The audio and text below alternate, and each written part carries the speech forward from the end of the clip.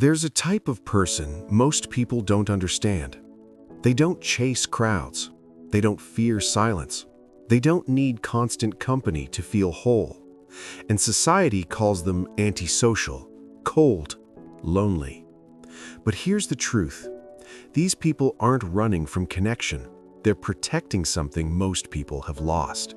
Their peace, their power, their clarity. Today, I want to tell you about a woman who learned this the hard way, and why her story might change how you see strength forever. Because the strongest people you know, they're not surrounded by crowds. They're comfortable standing alone. Her name was Claire, 32 years old, marketing director in Seattle. From the outside, she had everything: great career, beautiful apartment, active social life. She was the friend everyone called, the colleague everyone invited, the person who never said no. Dinners, brunches, parties, girls' nights, work drinks. Her calendar was always packed. And for years, Claire thought this was success: being wanted, being needed, being liked. But every Sunday night, after a full weekend of socializing, she felt empty, drained, like she'd spent 2 days performing. She'd scroll through photos from the weekend, smiling, laughing, and think, why don't I feel happy? Why do I feel more alone in a room full of people than when I'm actually by myself? One Friday, her phone buzzed. Girls' weekend, wine tasting in Napa, you in? Normally, Claire would have said yes immediately, but this time, the thought exhausted her. So she typed, I think I'll sit this one out. Need a quiet weekend. The replies came fast. Are you okay? That's not like you. You've been so distant. Is everything all right? And there it was. The guilt, the pressure, the expectation that wanting to be alone meant something was wrong. That night, Claire stayed home. No plans, no obligations, no one to impress. She made dinner, poured wine, sat in complete silence. And something strange happened. She felt relief. For the first time in months, she could breathe. She didn't have to perform, didn't have to explain. She was just herself, and it felt better than any party ever had. That quiet weekend changed Claire. She started noticing patterns, the friends who only called when they needed something, the events that left her feeling worse, the relationships that drained her but gave nothing back. She realized she'd surrounded herself with people, but very few actually knew her. They knew the Claire who said yes, who showed up, who helped, who listened, but not the real Claire. The one who loved quiet mornings with a book, who needed solitude to think, who felt most alive when she wasn't performing. So Claire started saying no, not to be rude, not to push people away, but to protect her energy. She declined invitations that didn't excite her. She stopped filling every silence with plans. She let one-sided friendships fade. At first, it was uncomfortable. People questioned her, some got offended, a few stopped reaching out. But then something unexpected happened. The people who stayed were the right ones. Friends who respected her boundaries, who didn't need her to entertain them, who valued quality over quantity. Claire had fewer people in her life, but deeper connections with those who remained.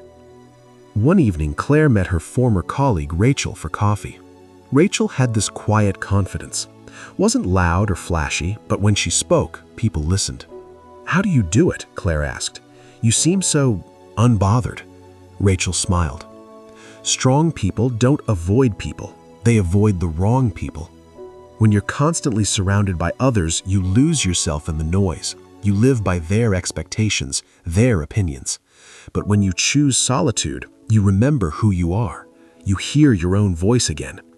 And that's terrifying for most people, because once you hear it, you can't unhear it. Claire absorbed this. Rachel continued. The world tells you being alone means you're broken, but here's what they don't say. You can't have real connection if you don't know yourself, and you can't know yourself in a crowd. That conversation changed everything. Claire's desire for solitude wasn't weakness, it was wisdom. Over the next year, Claire redesigned her life. She stopped equating busyness with importance. She stopped filling her schedule to avoid her own thoughts. She stopped saying yes out of obligation. And something incredible happened. Her career took off, not because she networked more, but because she had clarity. While everyone else was distracted, reacting, people-pleasing, Claire was focused. She made better decisions, trusted her instincts, stopped second-guessing. Her relationships improved, not because she had more friends, but because she had the right ones. The people in her life didn't drain her anymore, they energized her. Even her anxiety disappeared because she wasn't constantly managing everyone's expectations. She wasn't performing.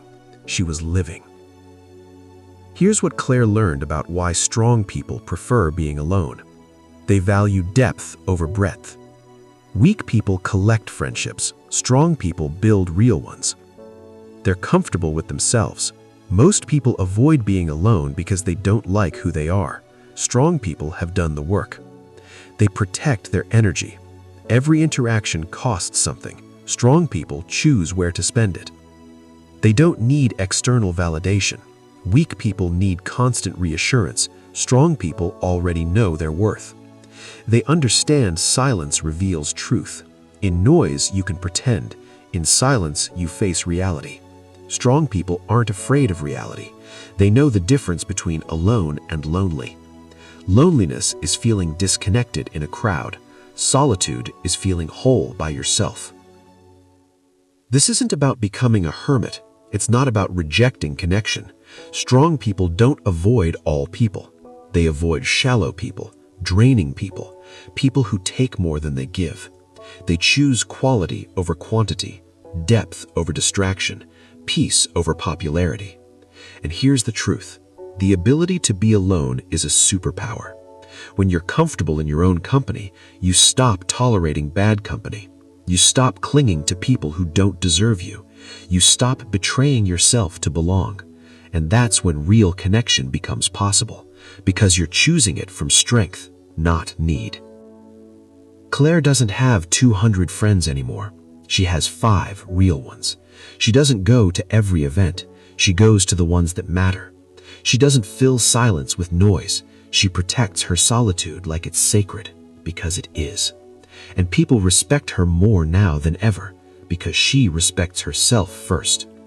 So if you prefer being alone, if you've been called antisocial or cold, let me tell you, there's nothing wrong with you. You're not broken. You're just strong enough to be selective, wise enough to protect your peace, brave enough to stand alone. The world will tell you that you need more friends, more events, more noise. But strong people know less is more. Silence is strength, and being alone is the ultimate act of self-respect. So the next time someone asks why you prefer being alone, say this: because I'd rather be alone with peace than surrounded by chaos. And walk away.